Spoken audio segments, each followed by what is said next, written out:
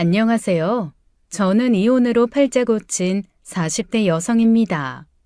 직장 동료의 소개로 만나 결혼했고 반반한 얼굴로 연애 경험이 많았던 남편과 달리 제겐 남편이 첫사랑이었어요. 남편이 어느 정도 능력도 있는 사람이었고 무엇보다도 잘생겨서 그런지 제가 자존감이 그렇게 높지 않았습니다. 그래서 가끔 왜 저렇게 잘난 남자가 나랑 결혼했지라는 못난 생각도 한 적이 있어요. 우연히 남편의 전 여자친구들 사진을 본 적이 있는데 생각보다 너무 예뻐서 놀란 적도 있었죠. 그래서 한 번은 왜 그렇게 많은 여자 중에 나를 만나 결혼했냐고 물었어요.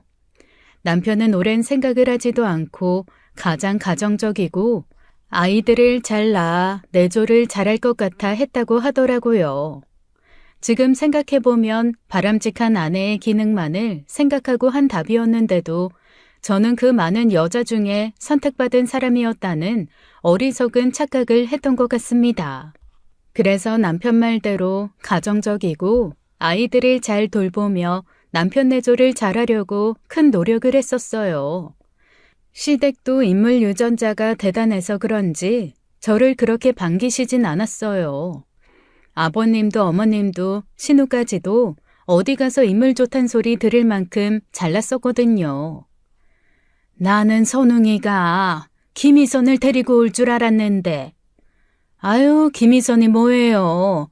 저는 전지현은 데려올 줄 알았는데요, 뭐. 당시엔 시할머니도 계셨는데 신혼여행 후 돌아와 인사하는 자리에서 농담처럼 그런 말씀도 하셨죠. 다른 데선 평범한 축에 속한 저도 남편 인물 앞에선 한없이 작아진다고 생각해서 바보처럼 대꾸도 못했어요. 인물이 그렇게 대단하냐 싶겠지만 누가 봐도 첫 만남에는 네 남편 왜 그렇게 잘생겼냐 알던 사람도 참 인물 하나는 기가 막히단 소리가 꼭 나왔으니 남편도 시댁도 자부심 가질만 했어요. 저도 그런 남편을 뒀다는 게 자랑스러웠고 한때는 자부심이기도 했습니다. 그렇게 남편 밑에서 아들 둘을 낳아 평범한 가정을 꾸리며 그럭저럭 10년을 살았어요. 아이 태어나고도 얼마나 말이 많았겠어요. 임신한 저를 앞에 두고 기가 막힌 말씀도 많이 하셨죠. 선웅이 저것만 닮아야 하는데 연주 닮아 나오면 아까워서 어쩌냐? 그러게 말이야. 오빠 인물을 닮아야 나중에 연예인이라도 해서 먹고 살 텐데. 새언니 닮았다간 괜히 이도저도 아니면 공부만 죽어라 해야 할 거 아니야. 어디 그애 대신 낳아준다는 인물 좋은 여자 찾아서 부탁해봐야 하는 거 아니야? 하하하. 대리모? 이세 생각하면 그렇게 해야 할지도. 어머, 언니, 농담이에요, 농담. 언니 표정 좀 봐. 그래, 얘, 그냥 하는 소리지. 너도 걱정될 거 아니냐. 괜히 너 닮은 애 나왔다가 나중에 애한테 원망 듣는다. 친정 부모님 생각해서라도 그때 반박이라도 해야 했는데 괜히 맞는 말이라고 생각해서 등신처럼 가만히 있었어요. 아들 둘이 저와 남편을 적당히 섞어 나왔는데 내 자식이라서가 아니라 참 귀엽고 인물이 좋아요. 그런데도 시댁에 가면 늘 하는 소리가 인물이 좀 아쉽다. 선웅이 저건 어렸을 때 밖에 데리고 나가면 누가 데려갈까 함부로 데리고 나가지도 못했다. 그런 소리였죠. 저도 엄마인지라 벨도 없이 저한테 그런 소리 할 때는 참아지더니 자식들을 두고 그런 소리를 하니 자주 얼굴 보여드리고 싶지도 않더라고요. 10살도 안 된 어린애들 둘을 앉혀놓고 인물 품평하듯 남편 어릴 적과 비교질하는데 한두 번도 아니고 제 자식들 정신건강을 위해서라도 거리를 둬야겠다 싶었어요. 가까운 거리 살면서 전처럼 연락도 자주 하지 않고 찾지도 않으니 황당하게도 별소리를 다 하더라고요. 정인이 애미, 너 바람 났냐? 네? 바람이요? 그렇지 않고서야 이렇게 뜸할 수가 있어? 연락도 안 하고 자주 오지도 않고. 엄마, 언니가 오빠랑 살면서 바람이 가당키나 해? 맞네. 선웅이 쟤랑 살면서 어지간한 남자는 눈에 차지도 않을 텐데. 진짜 언니 양심 챙겨야 돼요. 오빠랑 결혼하면서 아무것도 안 가져오고. 나는 오빠 덕에 올케 언니한테 명품 가방이라도 받을 줄 알았다니까. 자기들끼리 북치고 장구치고 다 하더니 기가 막힌 건 바람은 제가 아니라 남편이 났다는 겁니다. 아이들 학원에서 데리고 와 집으로 오는데 웬 파란 스포츠카에서 남편이 내리는 거예요. 남편이 운전석에 있다 내렸고 조수석에 있던 여자가 운전석으로 가 차를 끌고 사라지더라고요. 보자마자 그게 바람이라고 생각될 수밖에 없었던 건 남편이 조수석에서 내린 여자를 꽉 끌어안았기 때문입니다. 애들도 그 모습을 봤고 저는 애들 생각해 그 자리에서 동요된 모습을 보이지 않으려 태연이 다가가 물었죠. 뭐야? 아이, 깜짝이야. 뭐야? 언제부터 거기 있었어? 누구냐고, 저 사람. 아, 있어. 정환이 정인이 유치원 갔다 왔어? 남편은 집 앞에서 저를 만날 줄 몰랐다는 듯 조금 당황스러워 보였지만 아무렇지 않게 애들을 데리고 들어갔습니다. 사실 들켜도 상관없다는 생각이었을 거예요. 그렇지 않고서야 어떤 머저리가 가족뿐만 아니라 이웃이 많은 아파트 단지 안에서 그렇게 화려한 외간 여자차를 타고 나타나서 포옹했겠어요. 그렇게 화려한 외간 여자차를 타고 나타나 포옹했겠어요. 그날 밤 애들을 재우고 추궁했지만 그때까지만 해도 남편은 뻔뻔하게도 오리발을 내밀었죠. 당신 바람 피워? 바람? 하, 야, 내가 바람을 피울 거면 진작 피웠지. 애 둘을 낳은 마당에 뭐하러? 그리고 내가 바람을 피웠으면 집 앞에서 그렇게 했겠냐? 당당하니까 그런 거 아니야. 친구 동생이고 20대야, 20대. 차 좋길래 한번 운전해보고 싶다 해서 운전해본 거야. 그럼 왜 안 하죠? 왜 친구 동생을 안아주고 보내냔 말이야. 걔가 미국에 오래 살아 그게 인사야. 촌스럽기는. 네가 뭘 아냐? 말도 안 되는 변명이었지만 그때는 그 말을 믿고 싶었던 것 같아요. 남편 바람으로 이혼하게 될 경우 앞으로 어떻게 살아야 하나 막막하기도 했고 무서웠습니다. 그때 저는 남편의 바람도 이혼도 받아들일 준비가 전혀 되어 있지 않았으니까요. 전날까지도 애들 방학하면 휴가 어디로 갈지 의견을 나누던 부부가 하루아침에 이혼하게 됐다고 생각해 보세요. 그때까지만 해도 남일 같았고 남일이어야만 했습니다. 그러나 제 불안은 사실이 되었고 남편은 그로부터 딱 한 달이 지난 후 다짜고짜 이혼을 요구했어요. 10년이면 살 만큼 살았잖아. 딱 좋을 때 헤어지는 것도 애들 보기 좋은 거다. 갑자기 왜 그러는데? 그때 그 여자야? 그 여자가 당신 이혼하고 오면 같이 살재? 결혼하재? 그래, 그러자더라. 솔직히 처음엔 그냥 친구 동생이었는데 너도 봤으니 알 거 아니냐. 신디는 인물도 좀 되고, 아직 아가씨라 그런지 몸매도 좀 되고. 여보, 정신 차려. 당신 애 아빠야. 곧 40인데 그 여자 20대라며. 어떤 정상적인 20대 여자애가 곧 40 바라보는 애 딸린 유부남을 만나. 정상적인 20대 여자애? 너는 그러니까 걔가 미치기라도 했다는 거야? 걔가 그러제 애가 있어도 상관없고 지 오빠랑 나이가 같아도 상관없다는데 네가 뭔데 정상적이니 뭐니 하는 말로 우리 사랑을 깎아내려? 뭐, 사람? 남편이 원래 여자를 밝히는 사람이었으면 제가 그렇게 놀라고 황당하지도 않았을 겁니다. 결혼 전에 연애를 많이 했던 건 알지만 결혼 후에는 여자 문제로 속썩이는 일은 없었어요.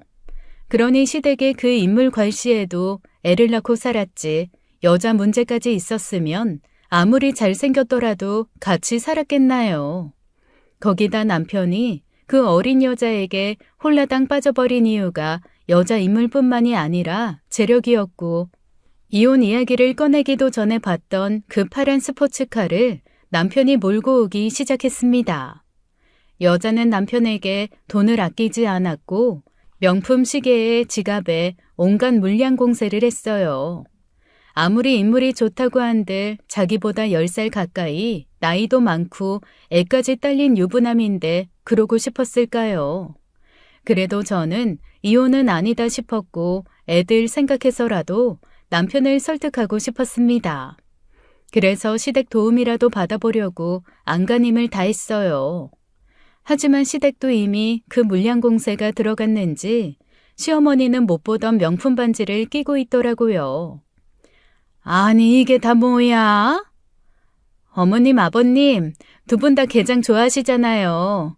게장이랑 알타리 좀 담가왔어요. 게장?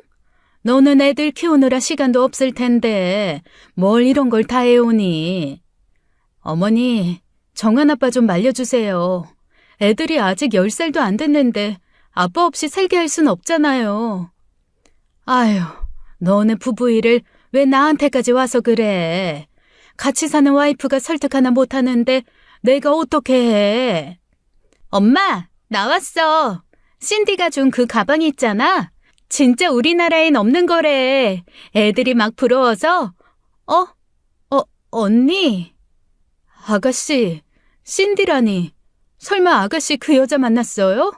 그 가방도 그 여자한테 받은 거고? 아이, 그게 주니까 받았죠. 언제 내가 이렇게 비싼 선물 받아봤나? 저만 받은 줄 알아요? 엄마, 저 반지도 신디가 해준 건데. 너는 왜 쓸데없는 소리를? 어머니, 어떻게 정한 아빠가 바람난 여자한테서 선물을 받으실 수가 있으세요? 정한이 정인이 보기 부끄럽지도 않으세요? 그러게 진작 엄마한테 명품도 좀 선물하고 돈 좀 쓰지 그랬어요? 안 그럼 엄마나 내가 이깟 물건에 넘어갈 리가 있나? 정한 아빠 외벌이에 그런 비싼 선물을 어떻게 해요? 저도 없는데요. 그래도 저 어머님 아버님께 잘하려고 노력했잖아요. 때마다 이렇게 두 분 좋아하시는 게장도 담아오고 며느리 도리 안 한 거 있어요? 이깟 게장이 뭐 얼마나 한다고? 차라리 나는 1년에 한 번이라도 이렇게 비싸고 폼나는 거 하나 주는 게 좋다. 뭐 대단한 거 준다고 유난이야? 따지고 보면 어디 너가 우리 선웅이랑 어울리기나 했어? 내내 아깝다 10년 살아도 아깝다 싶었는데 이제야 채짝 만나는 것 같아서 좋더라. 게장 같은 걸로 뭘 대단한 것이기나 했다고. 에이! 시어머니는 느닷없이 제가 가져온 게장을 싱크대에 엎어버렸고 저는 너무 놀라 그걸 막으려고 손부터 나갔어요. 손에 간장이 철철 넘치며 게가 쏟아지는데 순식간에 소매가 젖고 옷은 엉망이 되어버렸죠. 상황이 그렇게 되자 신우는 기다렸다는 듯이 불난집에 부채질하는데 피가 거꾸로 솟는 기분인 것 같더라고요. 오는 게 있어야 가는 것도 있다고. 솔직히 언니 시집 올 때 뭐 해온 거 있어요? 인물이 별 볼 일 없음 가진 거라도 있든가. 아무것도 없이 온 시집에 이 꼴 저 꼴 다 보는 건 각오 좀 해야 하는 거 아닌가? 남편 인물이 아무리 좋다 한들 그걸로 밥 벌어 옵니까? 연예인도 아니고 어디 모델을 한 것도 아닌 평범한 회사원이었는데요. 옆에서 인물 좋은 남편 데리고 산다. 그 말 하나 듣자고 이런 처우를 당해야 한다는 게 너무 화가 났어요. 그래도 10년을 가족으로 살았으니 내 편이 되어줄 거란 기대했던 제가 멍청했죠. 남편은 이미 마음이 뗀 지 오래였고 아들 바보 소리 들을 정도로 아들들을 좋아했던 남편은 애까지 포기하더라고요. 원하는 게 뭔데? 집? 차? 다 가져가. 다 준다잖아. 애들 양육권? 가져가. 친권도 원하면 다 줄 테니까 제발 가져가고 이혼 좀 해달라고. 뭐, 친권? 지금 당신 그게 무슨 말인지나 알아? 애들 아빠로서의 권리를 다 포기하겠다는 거야. 당신한테 정한이 정인이 겨우 그 정도 의미밖에 안 돼? 날 배신하는 것도 모자라 애들도 버리겠다는 거냐고. 이제 나도 좀 내 인생 좀 살자. 앞으로 그럼 죽을 때까지 내가 네 남편, 애들 아빠로만 살아야 돼? 그럼 내 삶은, 이 조선웅이 삶은 언제 사는 건데? 다 그렇게 살아. 당신 부모도 그랬고 내 부모도 그랬듯이 다 그렇게 산다고. 주변을 둘러봐. 부모가 자기 인생이 어딨어? 다 자기 자식한테 책임감 가지고 사는 거지. 난 그렇게 살고 싶지 않다고. 남편은 그렇게 소리를 치면서 스탠드를 집어던졌고 스탠드 전등이 거실에서 요란한 소리를 내며 깨졌어요. 방 안에서 아이들이 우는 소리가 들렸고 겁에 질린 첫째 아들이 울면서 방문을 열어 그 광경을 모두 봤습니다. 그러다 자기도 서러웠는지 뛰쳐나와 자기 아빠를 보고 서럽게 울더라고요. 아빠는 이제 나 필요 없어? 나랑 정인이도 필요 없어? 그래서 나가겠다는 거야? 아이씨, 뭐야. 남편은 분통은 터지는데 차마 자기 아들 보고 모진 소리는 하기 힘들었는지 혼잣말하듯 욕설을 내뱉곤 그대로 나가버리려고 했죠. 그랬더니 아들이 남편이 집을 나가는 거라고 생각하고는 경기하듯 뛰쳐나와 자기 아빠 다리를 붙드는 겁니다. 안 돼! 아빠 안 돼! 가면 안 돼! 야, 이거 나. 조정아, 놓으라고. 잘못했어요. 아빠 내가 잘못했어요. 다신 안 그럴게요. 나가지 마세요. 제가 애들한테 그 꼴 보여주기 싫어 최대한 말로 끝내려고 했던 건데 기어이 그 사람 같지도 않은 인간 말종 같은 놈은 자기 자식한테 대못을 박더군요. 잘못한 것도 없으면서 사과만 하면 된다고 생각하는 어린아들을 두고도 남편은 꼼짝도 하지 않고요. 화가 나서 첫째를 남편에게서 간신히 떼어놓고 뒤도 돌아보지 않고 나가는 남편을 보면서 결심했습니다. 저런 짐승 같은 새끼랑은 도저히 살 수 없다고요. 다행인 건 남편은 정말 하나도 미련 없다는 듯이 집, 차, 양육권, 저와 결혼에 얻은 모든 것들을 포기하고 나갔습니다. 이혼 조정하는데 아이들에 대한 권리를 하나도 가져가지 않겠다고 친권을 포기할 수 있냐는 물음에 그곳에 있던 분들 모두가 혀를 내두를 정도였어요. 후에 안 사실이지만 상간녀가 아이를 원하지 않았고 이혼 후에도 아이에 대한 책임이 뒤따를 시 결혼은 없다 못 박은 모양이더라고요. 그러니 양육비를 주지 않는 대신 재산에 대한 모든 권리도 포기했고 면적 교섭도 원하지 않는다고 했죠. 저 하나면 한동안은 친정에 기대 아무것도 하지 않고 누구 탓을 하든 하며 어떻게 되는 대로 살았겠죠. 하지만 저는 두 아이를 혼자 책임지게 된 엄마였고 신세 한탄이나 하고 있을 새가 없었습니다. 그나마 집이 있었으니 당장 벌이를 위해 일자리부터 찾아야 했어요. 그런데 운 좋게도 가끔 연락하고 있던 전 회사 부장님께서 제게 적합한 자리가 있다고 일자리를 소개해 주셨어요. 부장님, 너무 감사드려요. 전 뭐 해드린 것도 없는데 이렇게 큰 도움 받아서 어떻게 해요? 그런 말 마. 내 밑에 있을 때 연주 씨 일 얼마나 잘했어. 내가 그거 믿고 소개시켜주는 거니까 잘하라고. 혼자 사내 아이 둘 키우는 게 보통 힘든 일인 줄 알아? 마음 단단히 먹고 약해지지 마. 아이 둘 데리고 사회에 나가면 얼음장처럼 차가운 줄만 알았는데 저를 응원하고 도와주시려 한 분들도 정말 많았어요. 실제로도 도움을 무척 많이 받았습니다.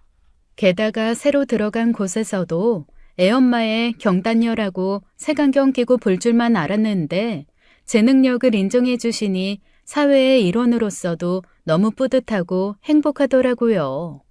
제가 아내로서 엄마로서 산 세월이 길다 보니 사회생활에 자신감도 없었고 그 재미를 잊고 살았는데 일이 어찌나 즐겁고 하루하루가 생기가 넘치는지 왜 이제야 일을 했나 했습니다.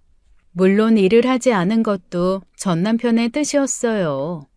저랑 결혼한 것도 조강지처처럼 집에 들어앉아 능력으로 남편 기죽이는 일이 없이 내조 잘할 것 같아서였다고 했으니까요.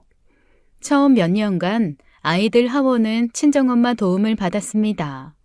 이혼하고 애들 혼자 키운다는 이야기를 했을 땐 밤새 잠도 못 주무실 정도로 걱정이 많았던 엄마는 제가 지내는 걸 보며 괜한 걱정을 했었다고 했죠. 이럴 줄 알았음. 진작 조서방이랑 이혼하라고 했을 텐데 왜 그렇게 말렸나 싶어. 갑자기 무슨 말이야? 너 요즘 얼굴이 얼마나 폈는지 알아? 젊어졌단 소리 안 들어? 난 요즘 널 보면 너 대학 다니던 시절이 생각나. 그때 너 얼마나 날아다녔는데. 뭐? 엄마는? 그건 좀 오바다. 내가 나이가 몇인데 대학 이야기가 나와? 그만큼 얼굴이 좋아졌다는 거지. 내 딸이지만 참 장하다 싶어. 이혼하고도 이렇게 일이 잘 풀리는 줄 알았으면 진짜 그 쓰레기 같은 놈한테 미련 안 두는 건데. 엄마 말씀대로 저는 이혼하고 오히려 일이 잘 풀린 케이스였어요. 뭐라든 왜 그렇게 운이 잘 따라주지 할 정도로 일이 술술 풀렸죠. 회사에서도 능력을 인정받아 2년 차에 연봉도 크게 올랐고 늘 달고 살던 위장염도 말끔히 나았어요. 다만 아이들한테는 언제까지나 죄인이라는 생각을 떨칠 수가 없더라고요. 이혼 가정 아이들은 빨리 처리된다지요. 저는 애들은 그 나이대에 맞춰 커야 한다고 생각했던 사람이라 특히 첫째가 부쩍 자라 처리된 모습을 볼 때마다 마음이 참 아팠습니다. 자기도 아직 초등학생이면서 바쁜 저를 대신해 이제 막 초등학생이 된 동생을 다 챙겼거든요. 둘째야 너무 어려 기억이 많지 않았지만 첫째는 이혼 과정을 고스란히 봤으니 말은 안 해도 속이 얼마나 문드러졌겠어요. 정환아, 이번 생일 선물로 뭐 가지고 싶은 거 있어? 없어. 필요한 건 다 있으니까. 그래도 가지고 싶은 거 있었을 거 아니야. 게임기 사줄까? 괜찮아. 게임하고 싶으면 스마트폰으로 하면 돼. 나 게임 별로 안 좋아해. 그냥 외할머니 외할아버지랑 같이 닭백숙 먹으러 가자. 한창 가지고 싶은 것도 먹고 싶은 것도 많을 나이에 자긴 가지고 싶은 게 없다며 자기 생일날 할머니 할아버지 좋아하는 닭백숙을 먹으러 가자는 애였어요. 저는 그럴수록 더욱 분발해야 했고 빨리 돈을 벌어 아이들 대학까지 안정된 자산을 구축하는 것을 목표로 살았죠. 그런데 남편과 이혼하고 찾아온 행운은 그게 끝이 아니었습니다. 이혼한 지 4년 차에 돌아가신 할머니 꿈을 꾸고 홀린 듯이 산 복권이 무려 1등에 당첨된 거예요.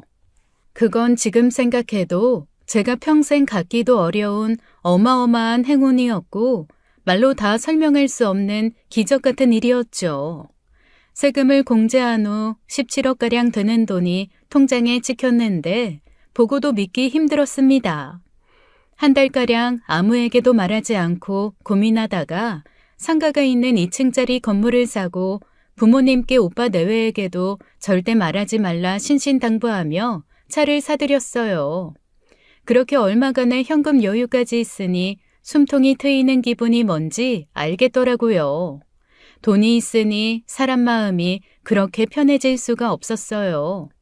더는 아등바등 실패하면 안 된다는 강박에 눌려 살지 않아도 되고 혼자 어떻게 애들을 키우나 전전긍긍하지 않아도 됐죠. 그래서 쉬는 날 운동하면서 몸매도 좀 관리하고 한 푼이 아까워 가지 않던 미용실에 가서 주기적으로 염색도 하고 머리도 했죠. 그러다 보니 이혼하고 안 그래도 혈색이 좋아졌다는 소리를 듣던 저는 로또 당첨 이후엔 얼굴이 시간을 거꾸로 먹는다는 소리를 듣고 살았어요. 연주 씨, 혹시 재혼 생각은 없어요? 재혼이요? 애들 키우느라 정신없는데 재혼할 여유가 어딨어요. 그러지 말고 나 아는 지인 중에 사별해서 혼자 된 남자가 있는데 한번 만나봐요. 나도 얼마 전에 오랜만에 만난 사람인데 만나는 내내 이상하게 연주 씨 생각이 나는 거야. 인물이 좀 떨어지긴 하는데 사람이 참 괜찮고 능력 있어요. 그쪽은 애도 없고. 아니에요. 애들도 새아빠 원하지 않을 거고 저도 아직 생각 없어요. 갑작스럽게 남자를 소개해준다는 회사 동료의 말을 한사코 거절했는데 그분께서는 갑자기 무슨 의무감이라도 생겼는지 애들 키우려면 의지할 곳이 있어야 한다며 막무가내셨어요. 왜 주변 사람 중에 사랑의 오작교 역할을 자처하는 분들 있잖아요.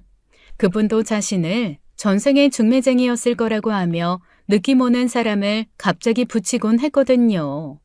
그렇게 회사에서도 두 커플이 탄생했었고 주변에서도 자기가 붙여준 사람만 열상은 될 거라고 자신만만이었죠. 한번 얼굴이나 보고 결정해요. 한번 만나서 느낌 별로면 내가 두 번도 안 권해. 너무 아까워서 그런다니까요. 내가 사람 붙여주는 데는 일가견이 있는 사람인데. 그렇게 어쩔 수 없이 자리에 나갔는데 그분이 왜 그렇게 제게 그 사람을 소개시켜 주려고 했는지 알 것 같더라고요. 첫 만남인데도 카페에서 이런저런 이야기를 나누는데 편안하고 안정적인 느낌이 들더라고요. 첫눈에 반했다거나 바로 재혼하고 싶은 생각이 든 건 아니었고 두 번 만나도 좋겠다 그런 생각은 했죠. 그렇게 시작된 만남이 두 번, 세 번 이어지고 자연히 남녀 관계로 발전하면서 어느덧 재혼 이야기도 나올 때였습니다. 느닷없이 전 남편에게 연락이 온 거예요. 당신이야? 나야, 정환이 아빠. 우리 정환이한테는 아빠가 없는데? 아직도 그 화가 안 풀린 거야? 그러지 말고 좀 만나자. 할 말 있어. 나는 할 말이 없어. 할 말 있음 지금 간단히 끝내. 왜 그렇게 매정하게 굴어? 애들도 있는데 이혼한 부부가 만나는 게 뭐 어떻다고. 얼굴 보고 이야기해. 오랜만에 얼굴 좀 보고 싶은데. 우리가 새삼스레 얼굴 보고 살 사이는 아니잖아. 빨리 말해. 전화 길게 끌고 싶지 않으니까. 그게, 나 애들 좀 볼 수 있을까? 뭐? 참나. 당신이 무슨 자격으로 애들을 봐? 자기 인생 산다고 미련도 없이 친권도 버리고 간 주제에. 그때 내가 뭐가 씌어서. 진짜 미안한데 나 정환이랑 정인이 좀 보자. 사진이고 뭐고 당신이 보내주지도 않으니 애들이 어떻게 크고 있는지 알 길이 없잖아. 그거야 당신이 원하는 거 아니었어?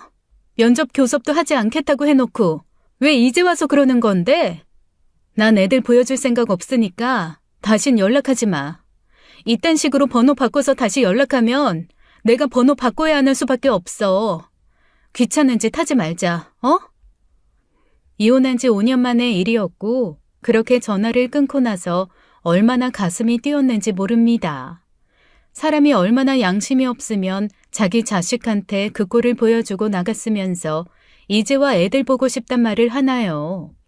대체 무슨 일인가 싶어 알아보니 전 남편 처지가 말도 못하게 안쓰럽게 됐더라고요. 이혼 후 바로 재혼하려 했는데 그때까지도 자기 동생이랑 연애하는 줄 몰랐던 전 남편 친구가 노발대발 난리가 나 주먹 다짐까지 했다는 거예요. 결혼 전 어떻게 놀았는지 다 안다며 부모에게도 일러바쳤고 결국 모든 사실을 알게 된 부모까지 반대하고 나서서 재혼은 못하고 4년간 연애만 하다가 여자가 바람이 나 헤어졌답니다. 그 말을 듣는데 어찌나 고소하던지 전화를 끊고 나서 거실에서 박장대소를 했어요. 10년 묵은 채증이 훅 내려가는 것 같더라고요. 상간녀 소송을 하고 싶어도 증거가 하나도 없어 할 수가 없었는데 증거 잡아 소송해봤자 그 여자한테 돈 몇 푼이 돈이기나 하겠냐고 빈정거리던 전 남편의 표정이 생각나 통쾌했죠. 역시 인생에는 인과응보가 있고 자기가 한 일은 고스란히 되돌아오기 마련이죠. 그런데 전 남편은 포기하지 않고 집 앞까지 찾아왔습니다. 갑작스러운 환경 변화가 아이들에게 독이 될 수 있다는 말에 이혼하고도 계속 그 집에서 살던 중이었거든요. 게다가 절대 찾아오는 일 없겠다. 애들 권리도 다 포기하고 간 터라 찾아올 일도 없다고 생각했고요. 그런데 이른 퇴근에 둘째 학원에 들러 애를 데리고 들어오는데 아파트 현관에서 전 남편과 둘이 서 있는 첫째를 발견한 겁니다. 첫째 아들은 저를 보자마자 제게 뛰어오더라고요. 당신 뭐야? 애들 보고 싶어서. 아이, 당신이 안 된다고 하니까 그냥 얼굴만 보고 가려고 왔지. 근데 당신 좀 변했네? 전 남편은 자기를 경계하듯 뒤로 빠진 첫째를 바라보다가 저를 위아래로 훑어보더라고요.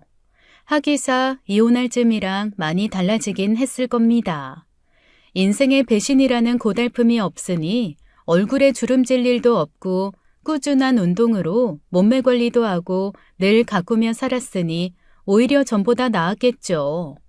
반면 남편은 그동안 마음고생을 술로 달랬는지 몸도 많이 망가졌고 얼굴이 말이 아니더라고요. 그 인물 어디 가겠나 싶었지만 매력이라곤 전혀 찾아볼 수 없을 만큼 엉망이었어요. 그럼 우리가 헤어진 지 5년이나 지났는데 변하고도 남을 시간 아닌가? 당신도 뭐 변하긴 했네. 아이, 그러지 말고 나 집에 좀 들어가서 이야기하면 안 될까? 날도 찬데. 당신이 우리 집을 왜 들어가? 날이 차면 당신 집에 나가. 어딜 들어오겠대? 아이, 그러지 말고. 우리가 헤어진 부부여도 애들이 있는 부모인데. 누가 부모인데요? 어? 아빠는 부모가 아니죠. 저랑 정인이 버리고 갔는데. 정환아, 그게 아니라 아빠가 그때는 사정이 있어서. 아이, 당신 뭐라고 좀 해봐. 뭐라고 해. 다른 여자가 좋다고 바람나서 아내도 자식도 버리고 갔다. 그거 모를까봐? 난 끝까지 숨겨주려고 했어. 근데 당신이 당신 입으로 다 이야기하고 갔잖아. 엄마랑 아빠라고 해서 평생 서로 사랑하며 사는 거 아니라고. 자기 입으로 그렇게 말해놓고 이제 와서 뭘? 아니, 그래, 정환아. 아빠가 그땐 그랬는데 지금은 많이 반성하고 있어. 정환이 정인이가 많이 보고 싶어 온 거야. 사람은 누구나 다 실수는 하는 거야. 어른도 실수는 해. 사람은 다 실수는 한대요. 근데요, 누가 그러던데 부모가 자식한테 필요 없다고 하는 건 실수가 아니래요. 그러니까 다신 아빠 앞에 질척거리는 일은 없어야 한다고 하던데요. 뭐? 누가 그래? 저는 아빠 보기 싫어요. 그러니까 다신 찾아오지 마세요. 첫째 아들은 그렇게 말하고 쌩안이 먼저 가버렸고 저도 더는 말상대하고 싶지 않아 돌아섰죠. 그런데 아들이 했던 말은 내심 마음에 걸렸습니다. 제가 했던 말도 아니고 아들이 그런 생각을 했을 리가 없는데 싶어 집에 가서 물었어요. 근데 정환아, 부모가 자식 필요 없다고 한 건 실수가 아니라는 말 말이야. 그거 누가 한 말이야?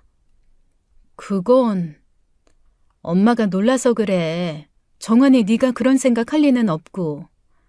할머니가. 할머니? 무슨 할머니? 외할머니가? 아니, 친할머니가. 그때 마지막으로 봤을 때 그랬어. 그러니까 앞으로 아빠 보고 싶다고 엄마 쪼르면 안 된다고. 저는 전혀 생각지도 못한 말에 기가 막혀 할 말을 잃었습니다.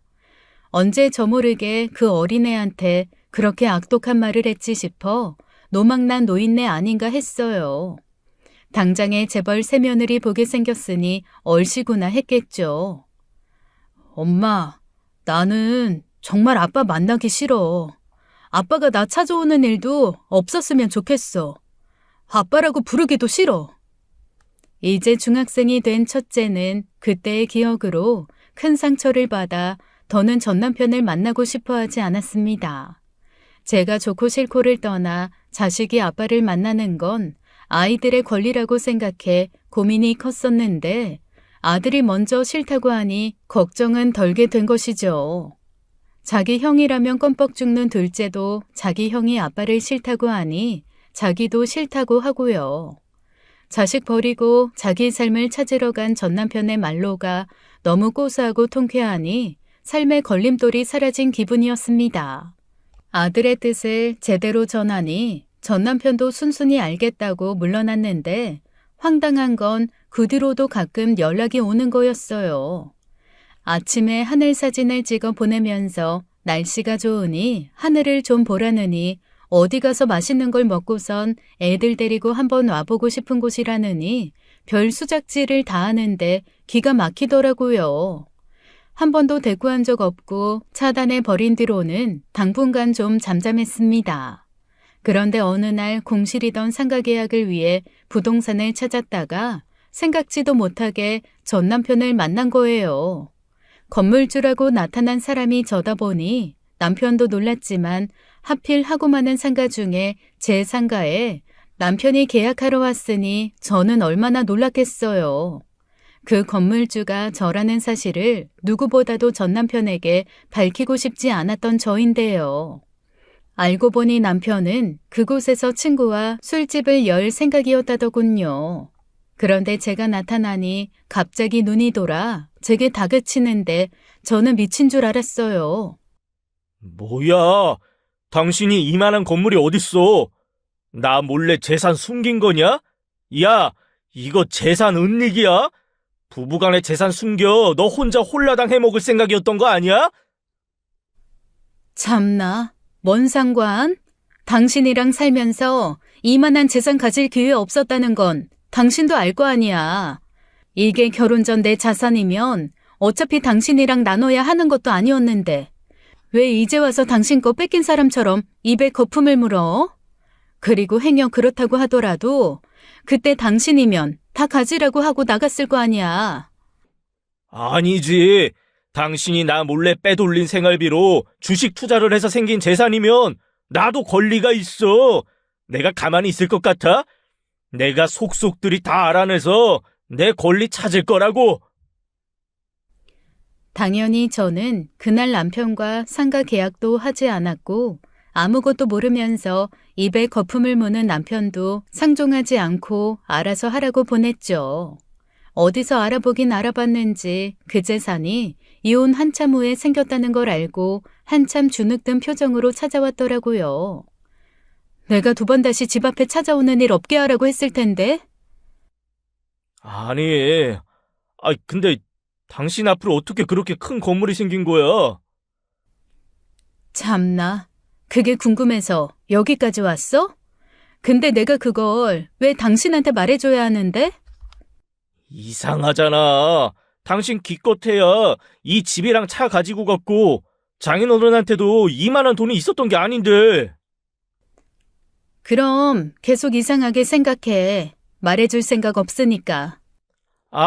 그러지 말고. 찝찝해서 그래. 왜? 그 건물에 당신 지분이 1%라도 있을까봐? 다 알아봤을 거 아니야. 당신 돈 1%도 안 들어있으니까 걱정하지 마. 아빠가 해준 거니까. 장인어른이 어떡해. 우리 결혼할 때도 3천만 원 해주신 게 전부인데. 잘 사는 거 봐서 주시려고 했나 보지. 내가 우리 아빠 재산까지 당신한테 보고해야 돼? 혼자 된 딸이 아들 둘 키우는 게 안쓰러워서 해주셨나 보다. 그렇게 생각해. 잠깐만. 당신 어디 가는 거야? 이렇게 차려입고 이렇게 비싼 가방 드는 여자 아니었잖아. 없어서 못 들지. 있는데도 안 드는 여자도 있니? 이 가방 선물해준 사람 만나러 간다 왜? 야, 너 남자 만나냐? 아니, 애 있는 여자가 무슨 연애야? 똥 묻은 개가 겨 묻은 개 보고 지랄한다더니 야, 꺼져! 그렇게 모르는 체하고 와버렸는데 전 남편은 그 뒤로 작정한 데 찾아와 저를 괴롭히더라고요. 애들 장난감이며 자잘한 화장품, 케이크, 먹을 것 등 연애 때도 받아본 적 없는 선물 공세를 하며 음흉한 속내를 드러낸 거죠.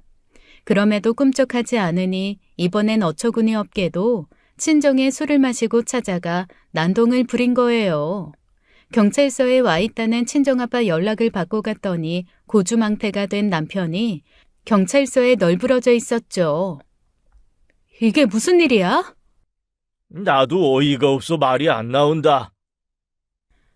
내가 사돈한텐 연락했어. 그래도 저러고 갈 순 없잖아.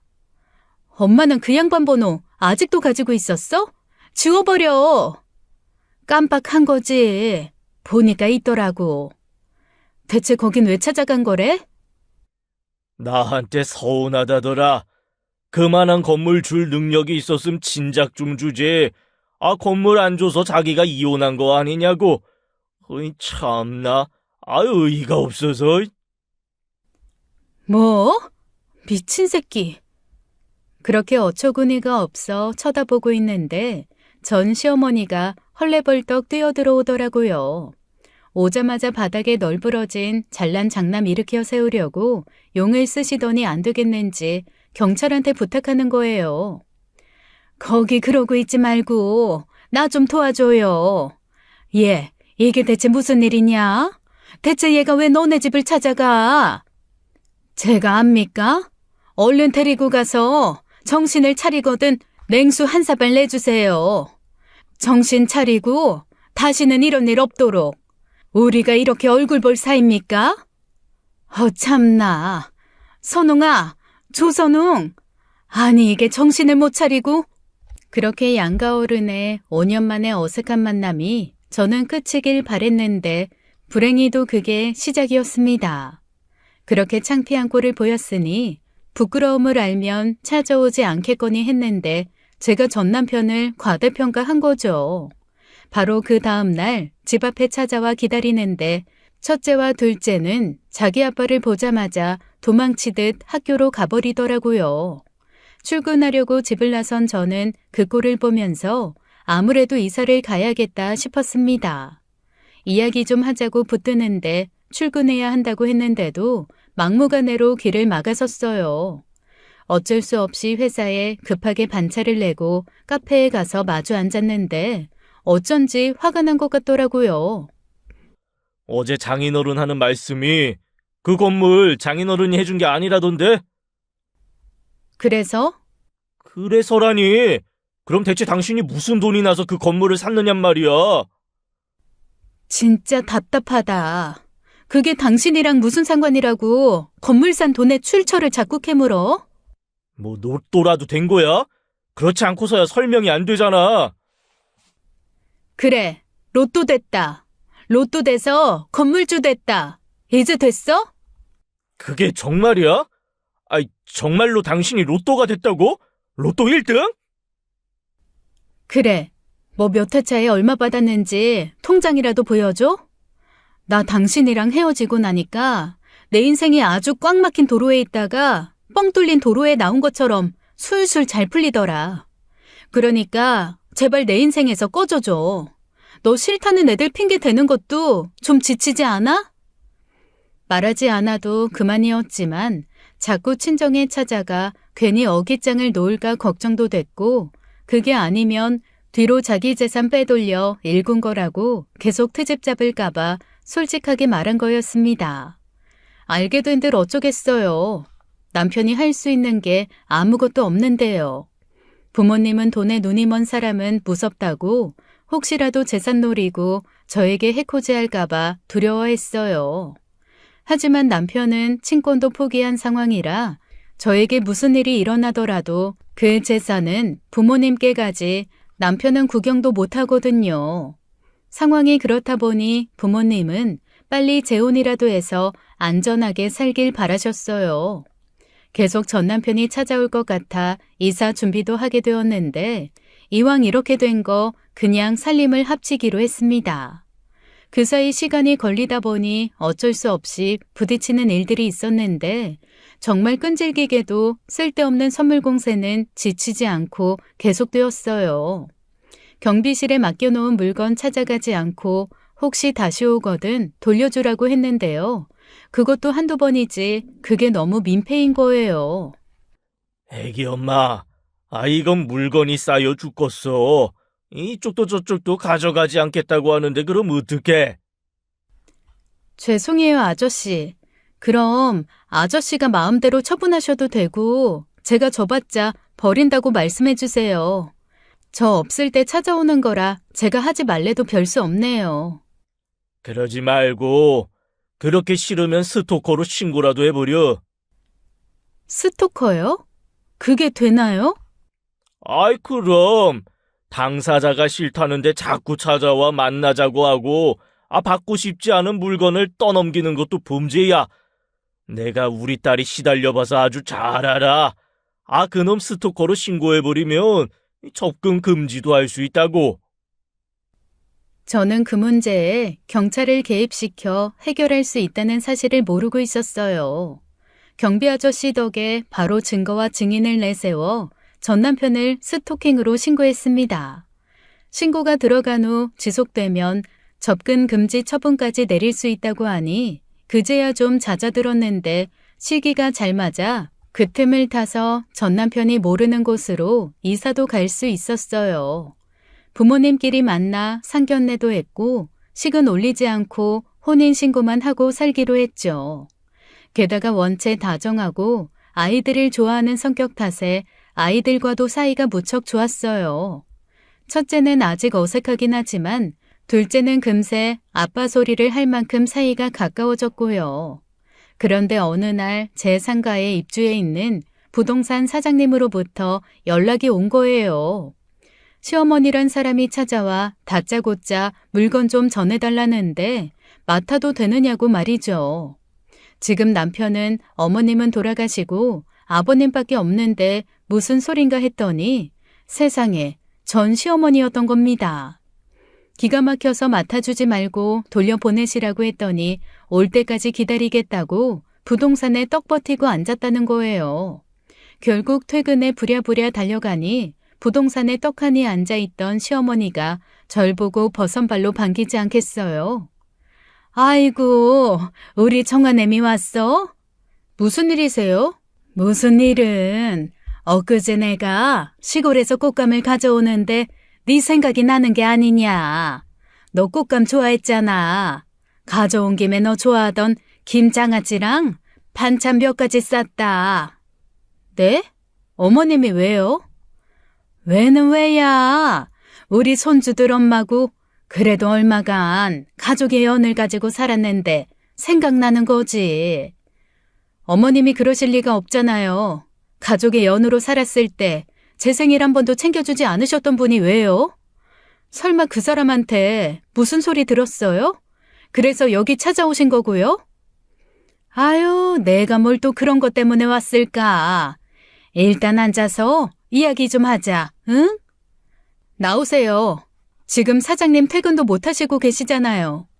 그리고 사장님, 앞으로 이분 찾아오시면 저한테 연락드릴 거 없이 바로 경찰서에 신고해 주세요. 업무 방해죄? 그런 걸로 신고할 수 있잖아요. 네? 아이, 그래도 되나? 되죠.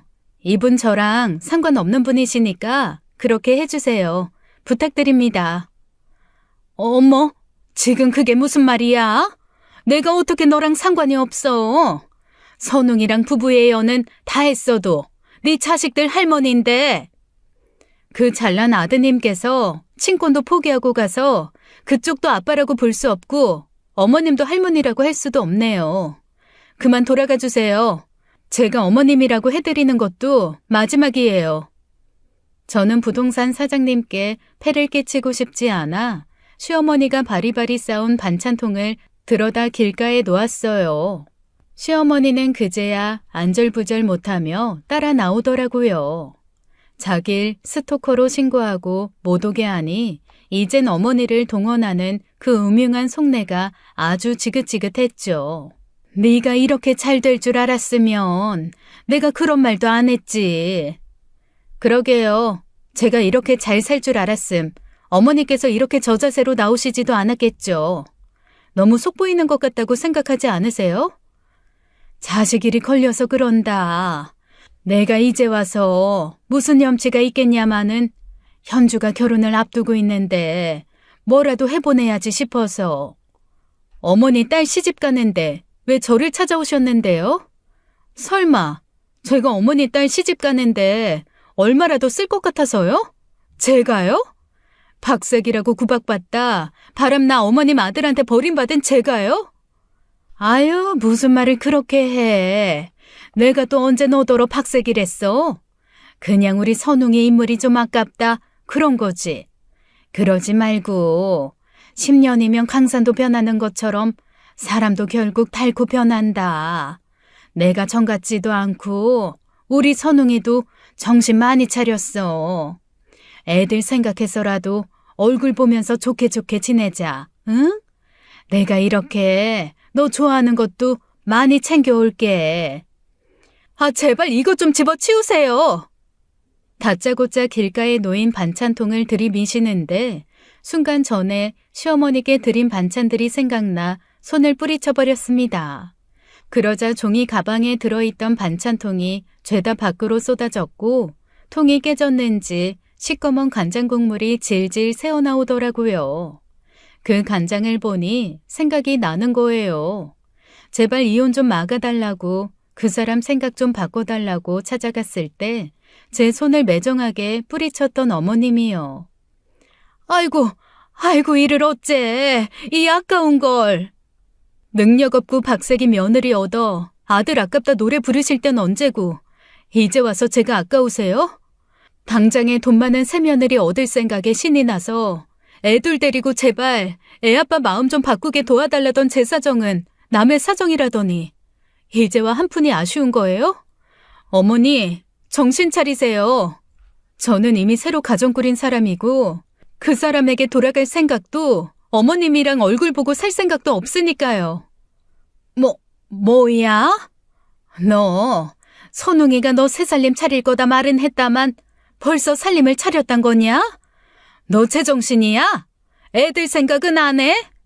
어디 친아빠가 눈 뜨고 버젓이 살아있는데 내 새끼를 남의 새끼한테 새아빠를 붙여? 제가 뭐 억지로 했겠어요? 애들이 자기 버린 친아빠보다 새아빠가 좋다고 하니 한 거지.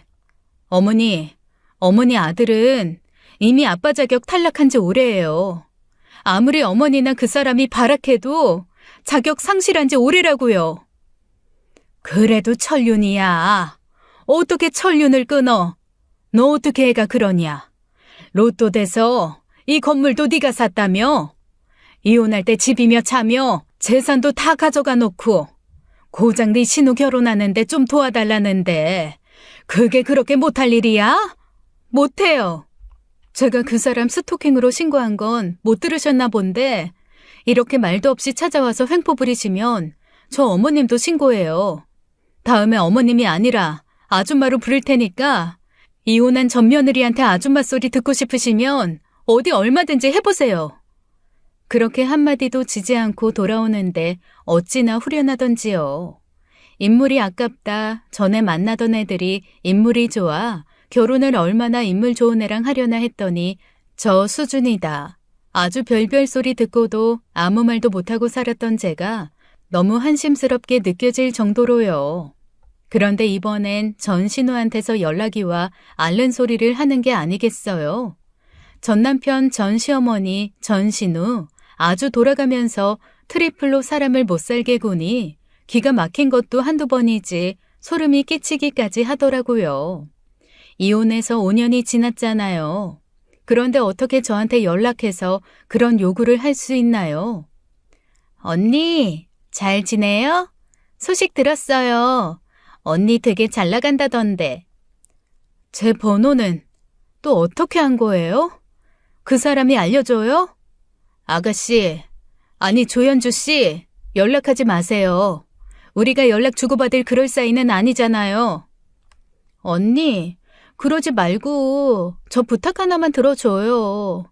그 부탁 들어주면 다시는 연락 안 할게요. 네? 저 곧 있으면 결혼하는데 언니도 알다시피 결혼도 늦었잖아요. 제가 아쉬운 판에 그쪽에선 저 능력도 딸리고 모아둔 돈도 없다고 눈치 주는데 언니가 저 기 좀 살려주세요.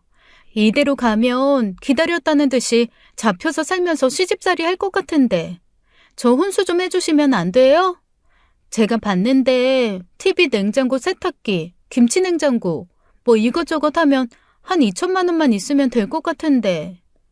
아, 그러니까 조연주 씨가 아쉬운 결혼을 하게 돼서 눈치 보고 시집살이 할까봐 무서우니 뭐라도 체면치레 할 수 있게 혼수 좀 해달라 그거예요?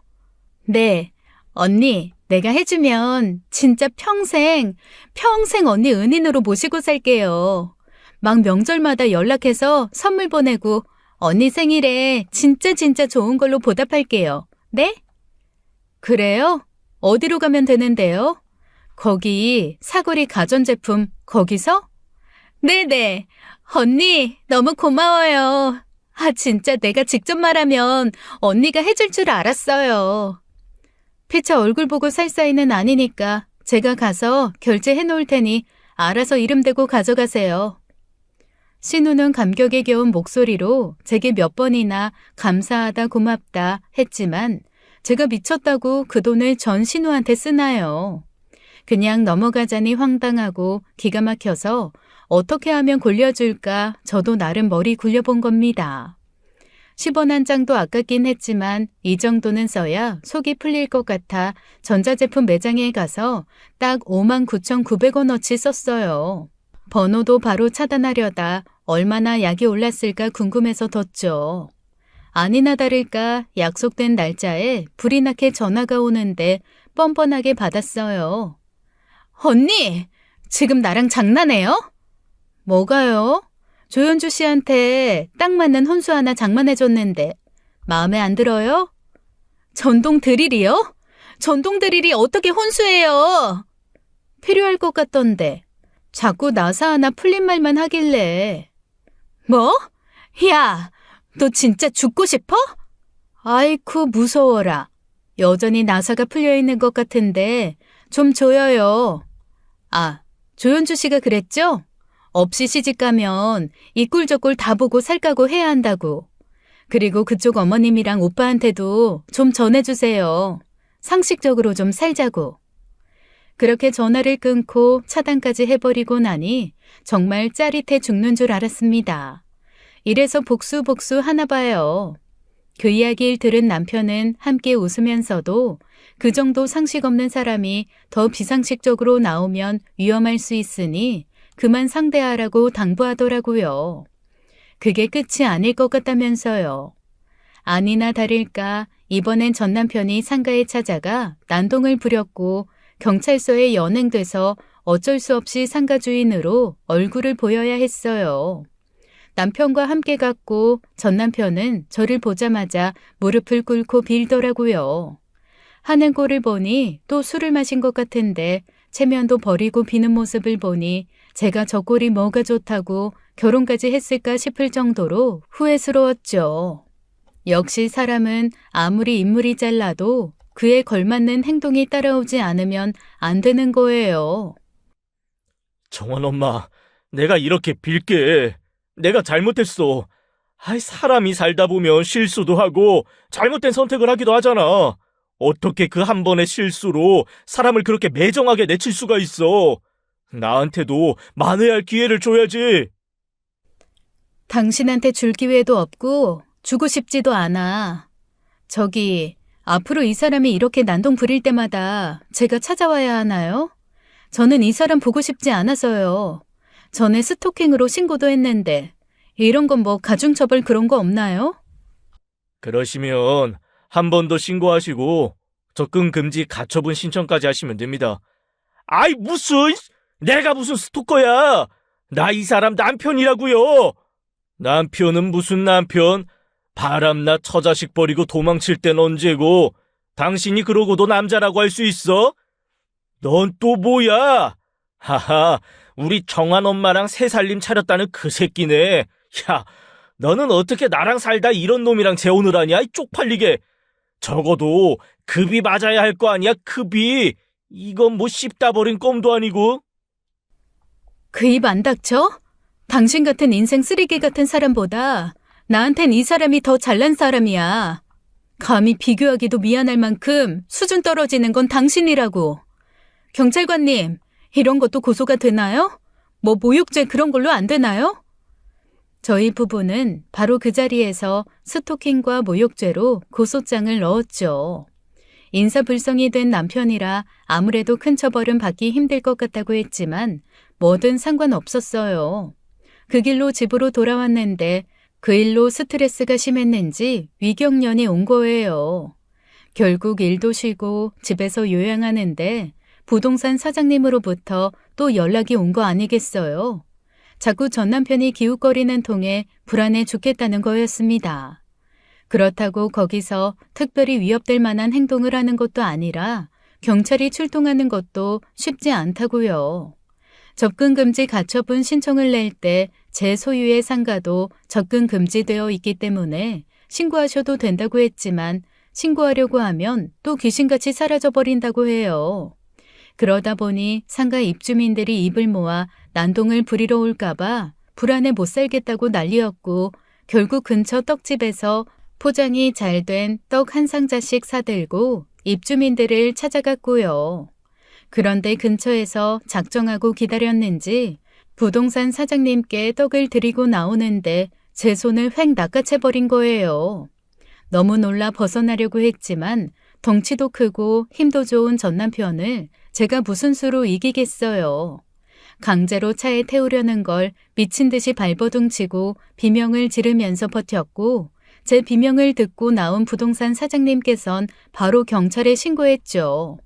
경찰이 오기 전에 어떻게 해볼 생각이었는지 차에 구겨 넣듯이 넣는 거예요. 조용히 타. 일 키우지 말고.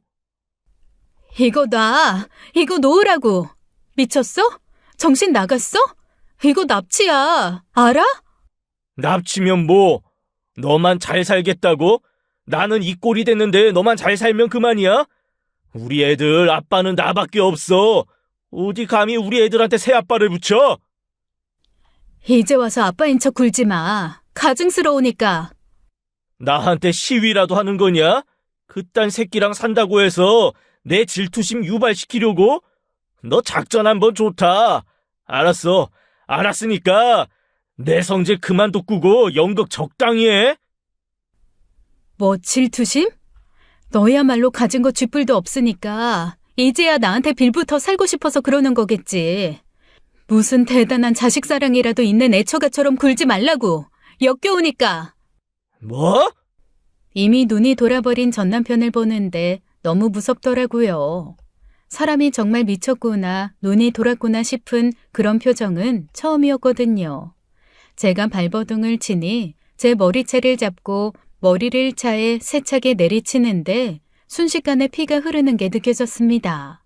전 남편은 트렁크를 열어 골프채를 들고 나왔고 저를 향해 세게 휘둘렀죠.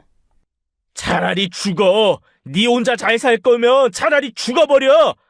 아이 그만하세요. 아이씨 이거 놓으라고. 죽어버려 그냥. 주변에서 아득히 비명과 발 동동 구르는 소리가 들렸고 다행히 머지않아 경찰이 오는 소리도 들렸어요. 남편은 현행범으로 입건되었고 저는 바로 구급차에 실려 병원에 실려갔습니다. 다행히 살갗이 찍히고 가벼운 뇌진탕, 전신 타박상 말고 생명의 위협을 받을 정도는 아니었어요. 병원 진단서와 다수의 증언으로 전 남편을 납치 미수와 특수폭행으로 고소했고 전 남편은 징역 5년형을 선고받았죠. 재판 도중 법정에 나온 시모가 저를 죽이려는 남편 잡아먹는 년이라고 난동을 피워 쫓겨나기도 했어요. 누가 누굴 잡아먹는다는 건지 자기 아들 때문에 하마터면 엄마까지 잃을 뻔한 손주들은 보이지도 않은 거죠. 전 남편은 수감되었지만 혹시 몰라 친정도 이사했고 저도 하던 일도 그만둬야 했습니다. 회사에서는 우스갯소리로 절 위해 사무실도 이전해야겠다고 하며 언제든 돌아오라고 해주었어요. 제가 많이 다친 것이 전 남편에 의한 것이란 걸 알고 아들들의 분노만 더 키웠고 앞으로 제 아빠를 찾을 일은 없을 것 같습니다. 전 남편에게 그만한 폭력성이 있다는 걸 알았으면 인물값이든 뭐든 결혼도 안 했겠죠. 연애도 하고 10년을 부부로 살았으니 알 만큼 안다고 생각했는데 그렇게까지 나올 줄은 상상도 못했습니다. 그래서 한길 물속은 알아도 사람 속은 모른다죠. 가진 것 없이 탐욕에 미친 사람의 실행력이 그렇게 무서울 줄 어떻게 알았겠어요. 엊그제 앞으로 5년 후에는 어쩌나 막연히 먼 미래를 걱정하며 창밖을 바라보는데 첫째 아들이 제 마음을 알기라도 한 듯 다가와 그러더라고요. 엄마, 그땐 나도 어른이니까 걱정하지 마. 그땐 내가 지켜줄게. 언제 그렇게 컸는지 중학생밖에 안 됐는데도 저보다 키가 큰 아들을 보니 그렇게 듬직할 수밖에 없더라고요. 그 말을 듣던 둘째 아들과 남편도 나서서 서로 저를 지키겠다고 하는데 웃음이 절로 나왔습니다.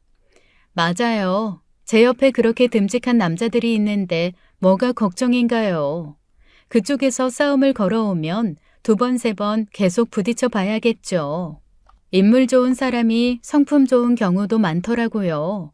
저야 재수없이 인물만 좋은 사람에 걸려 이 수모를 겪었지만 부디 여러분들은 그런 일 당하지 않길 바랍니다.